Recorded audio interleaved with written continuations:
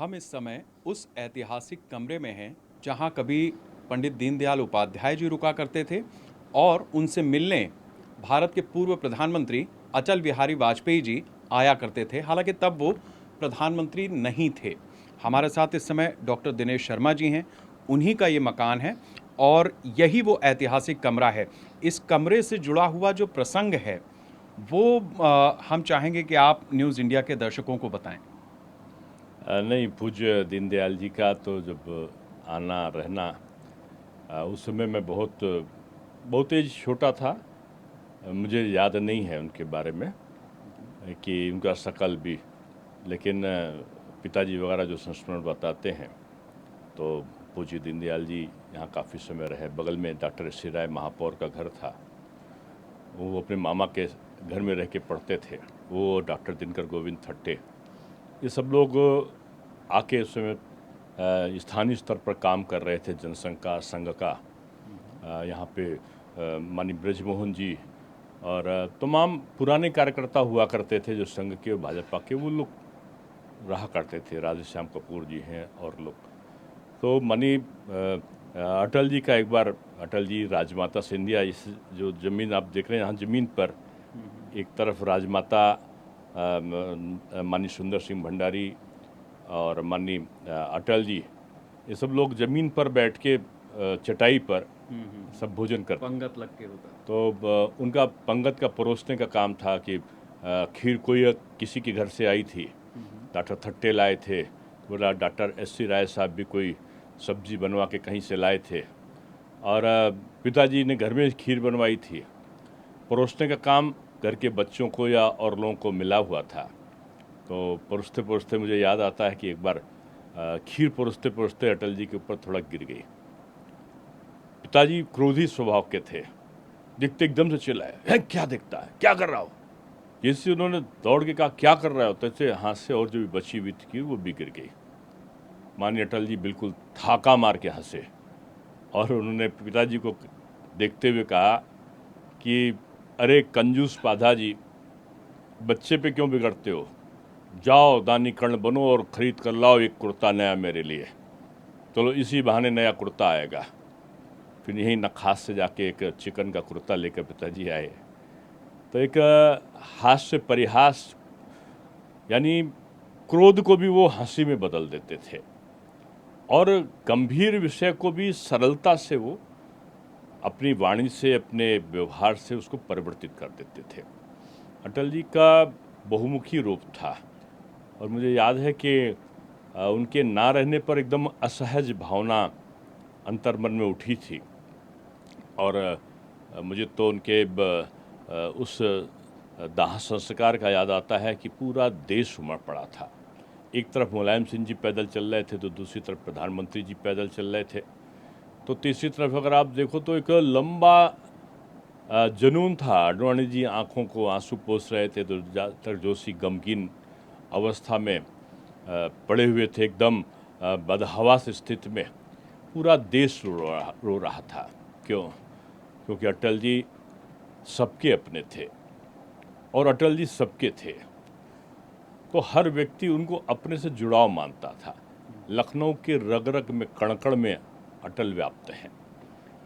ये आपसे जानना चाहेंगे कि जिस तरीके से राजनीति में अजात शत्रु अटल जी को कहा जाता है, वो भारत रत्न भी हैं, लखनऊ से उनका एक खास रिश्ता था, उसको कैसे याद करेंगे? देखिए, माननीय लालजी टंडन जी एक लंबे अरसे तक उनके साथ में रहे और उसके पहले जब अटल जी यहाँ पे लखनऊ में माननीय दीनदयाल जी उसमें आते थे तो भी यहाँ तमाम कार्यकर्ता, राम प्रकाश गुप्ता जी थे, माननीय हमारे श्री केदारनाथ शर्मा पाधा जी मेरे पिताजी थे, राधेश्याम कपूर जी थे और तमाम वरिष्ठ बसंत लाल गुप्ता जी थे। तो पुराने पुराने लोग उनके सानिध्य में होते थे। कभी कभी तो लोग बताते हैं कि अटल जी सहजभाव में आते थे। खड़खड़े से भी अटल जी लखनऊ में चारबाग स्टेशन से आए हैं। ब्लंट स्क्वायर में आदरणीय लता खन्ना जी रहा करती थी, उनके वहाँ भी स्टे किया है। मवैया में किसान संघ कार्यालय पे भी स्टे किया है उन्होंने। अटल जी कई बार यहाँ भी रहे हैं, लेकिन वो पूज्य दीनदयाल जी के नाते काफ़ी आए। बजरंग शरण तिवारी जी एक उनके मित्र हुआ करते थे, राष्ट्रधर्म के संपादक भी हुए, तो उनका भी बड़ा निकट का संबंध उनका रहा। अटल जी को भगवती शुक्ला जी, बद्री प्रसाद अवस्थी जी, राघव राम मिश्रा जी, यहाँ के तमाम, चाहे अब आजकल के आप देखो तो रमेश तूफानी हुए, राजेंद्र तिवारी जी हुए, बिंदवासिनी कुमार हुए, तमाम ऐसे लोग थे जो उनके बहुत ज़्यादा निकट क्या अपने को समझते थे। और मुझे बिल्कुल सहज स्वभाव में याद आता है कि अटल जी सबसे इस प्रकार से बात करते थे जैसे निकटता का भाव है। और कभी कभी तो गाड़ी में बैठते थे, अब आजकल स्क्वाड एक पार्षद के साथ भी चल रहा है, अटल जी कभी सिंगल गाड़ी पे आ जाते थे और वो यहाँ के रास्ते सब जगह के जानते थे। राजाजीपुरम के एक क्षेत्र में वो कुछ समय रहे हैं, वो अपने उस क्षेत्र का रास्ता ढूंढते हुए वहाँ पर पहुँच गए। अटल जी को किस जगह पर कौन लोग रहते हैं, कौन सा साहित्यकार और कौन सा कवि कहाँ पे रहता था, अगर पूछ लो तो टिप्स पे उनके तमाम लोगों के टेलीफोन नंबर भी थे।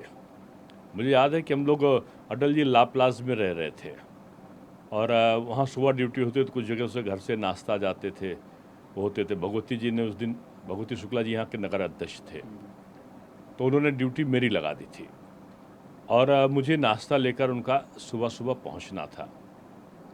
मैं जब पहुँचा तो कोई और सन्नाटा था और अटल जी दो ही तीन कमरे थे घर के, तो बाहर बेंच लगी हुई थी, हम लोग उसी पे बैठ गए और ये इंतज़ार करते रहे कि अटल जी नहाने गए हैं तो जब निकलेंगे तो उनको नाश्ता होगा। इतने में एक टेम्पो से एक सरदार जी उतरते हैं और सरदार जी उतर के कहते हैं कि जाओ अटल जी से बता दो कि सरजीत आए हैं। तो उन्होंने कहा, जो हमारे साथ एक और साहब बैठे थे वहाँ पे, मैं नहीं जानता वो कौन थे, वो अटल जी के वहीं पे थे, तो उन्होंने कहा कि नहीं अभी अटल जी नहीं मिल पाएंगे, अभी नहाने गए, फिर नाश्ता वास्ता करेंगे, अभी थोड़ा टाइम लगेगा उनको। तो ऐसे अटल जी ने टॉयलेट के अंदर से चिल्ला के कहा, अरे बुलाओ बुलाओ, बैठा लो, सरजीत आए होंगे।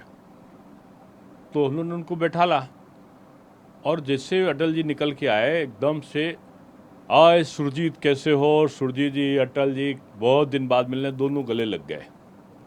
हम लोग समझे कौन है सरदार जी, कौन अटल जी इतने ज़ोर से गले लिपटे हैं और टेम्पो से आए हुए व्यक्ति। तो जब नाश्ता फिर हुआ कि दो जगह नाश्ता लगेगा, तो दो जगह नाश्ता लगाया, हम लोग एक दो लोगों का नाश्ता बढ़ा के ले जाते थे और नाश्ता वास्ता खा के चले गए। बाद में हम लोगों ने पूछा कौन थे सरदार जी, तो उनका ये हरकिशन सुरजीत थे और कम्युनिस्ट पार्टी के। अब संबंध देखिए, अजात शत्रु क्यों बोलते हैं, संबंध विपरीत, आइडियोलॉजी विपरीत, संबंध प्रगाढ़। ये केवल अटल जी में हो सकता है कि चंद्रशेखर जी कहें उनको, प्रधानमंत्री चंद्रशेखर जो रहे पूर्व प्रधानमंत्री, गुरुदेव कह के उनको पुकारें, देवगौड़ा जी भी जिनको प्रणाम करें, जिनको अटल जी को मुलायम सिंह जी पैदल चलते हुए बीमारी में भी उनकी शव यात्रा में पैदल चलते चलते चले जाए। यही एक व्यक्तित्व की खूबी थी कि मैंने तो मुझे याद है कि मुझे लूना पे बैठाल के पिताजी ले गए थे। अमीनाबाद में अब तो पार्क है नहीं, झंडे वाली पार्क हुआ करती थी। अटल जी की सभा लगी हुई थी 7 बजे और train I let. Atal ji वहाँ पर 11 बजे रात को पहुँचे। पूरा खचाखच भरा था, लेकिन जाड़े का शुरुआत हो चुका था, बहुत ज़्यादा जाड़ा नहीं था, नवंबर दिसंबर का समय रहा होगा, लेकिन कोहरा गिर रहा था। हम लोग भी चुप्पे कंबल और वो ओढ़े, साल को ओढ़े, इधर किनारे पिताजी के साथ थे टोपी लगा के। तब तक एक रिक्शे के अंदर एक साहब मफलर लगाए और टोपी लगाए अटल जी का भाषण सुन रहे थे। पिताजी ने झांक कर देखा, अरे बाबू खान साहब नमस्कार। तो वो जैसे अपने को छुपाना चाहते थे और गए, पता चला कि वो बाबू खान साहब कम्युनिस्ट पार्टी के नेता थे और वो सुनने के लिए भाषण अटल जी का आए हुए थे। तो अटल जी हैं। बिल्कुल, इसमें कोई दो राय नहीं। और अटल जी लखनऊ से कई बार सांसद भी चुने गए और बड़ी बात ये थी कि जब उनकी चुनावी रैलियां होती थी उस समय पर अगर अजान का टाइम हो जाता था तो वो अपना भाषण रोक देते थे और अजान खत्म होने के बाद फिर से भाषण शुरू होता था। एक और पहलू है अटल जी के व्यक्तित्व से जुड़ा हुआ, उस पर भी एक छोटी सी चर्चा हम आपसे चाहेंगे। जिस तरीके से अटल जी ने राजनीति करी, एक वोट से प्रधानमंत्री रहते हुए उनकी सरकार गई तो जाने दिया, बाद में पूर्ण बहुमत के साथ सरकार में आए और गठबंधन की सरकार कैसे चलाई जाती है इसका एक पूरा मापदंड तय किया, देश को राजनीति की दिशा दी। आज भारतीय जनता पार्टी चाहे राज्य में हो चाहे केंद्र में हो, पूर्ण बहुमत की अपनी सत्ता सरकार में बैठी हुई है। क्या फर्क देखते हैं, क्योंकि इस सरकार का हिस्सा आप खुद भी रहे हैं और राजनीति उस दौर की आपने देखी है। देखिए, अब अलग अलग कार्यशैली होती है काम करने की हर व्यक्ति की, लेकिन माननीय मोदी जी में मैंने अटल जी के उन संस्कारों को देखा है कि जिस एक समन्वय की भावना से काम करने की प्रवृत्ति उनमें है। और उनमें अटल जी का जो सबसे बड़ा गुण है कि मेहनत करके वो मेहनत की पराकाष्ठा करते हैं। दोनों की कार्यशैली में अंतर हो सकता है, कोई बहुत जल्दी से डिसीजन लेते हैं, कुछ सबको मिला के सोच के डिसीजन लेते थे, लेकिन अटल जी के जो सपने थे, एक एक कश्मीर के बारे में बोलते थे, धारा 370 को हटाने के बारे में, मोदी जी ने पूरा कर दिया। वो एक सशक्त भारत की परिकल्पना करते थे, आज सारी सीमाएं सुरक्षित हैं। बांग्लादेश के समझौता की बात करते थे, सीमा विवाद का, वो आज हल हो चुका है। अटल जी सारे जगहों पर अपने हिंदुस्तान की बनी हुई चीज़ें हों और हम एक्सपोर्ट करें बजाय इंपोर्ट करने के, हर उनकी अर्थ चिंतन में हर बातें आती थी, आज मोदी जी ने कर दिया है। आज तो जो अंत्योदय का एक बेहतर स्वरूप आ सकता था वो आज जनता के सामने है। तो यानी अटल के सपनों को पूरा करने का काम मोदी जी कर रहे हैं। कार्यशैली में वो चीज़ दिखती नहीं होगी, लेकिन जैसे दीनदयाल जी कहते थे ना, भूल गए रास रंग भूल गए चकड़ी, तीन चीज़ याद रही, नून तेल लकड़ी। आज नून तेल लकड़ी यानी रोटी कपड़ा और मकान, तीनों का इंतजाम मोदी जी कर रहे हैं। मुफ्त में राशन भी दे रहे हैं, आज प्रधानमंत्री का आवास भी दे रहे हैं, और आज गैस का चूल्हा भी उपलब्ध करा रहे हैं।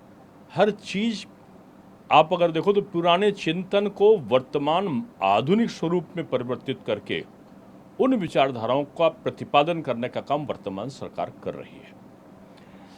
तो उत्तर प्रदेश के पूर्व उप मुख्यमंत्री डॉक्टर दिनेश शर्मा ने बताए हैं अटल जी से जुड़े हुए वो किस्से जो हर पीढ़ी के लिए, हर राजनीतिक दल के लिए, हर उम्र के लोगों के लिए न सिर्फ प्रेरणा का स्रोत हैं, सबक हैं, बल्कि देश को आगे ले जाने की वो लकीर है जिस पर वर्तमान में देश चल रहा है और भविष्य को संजो रहा है।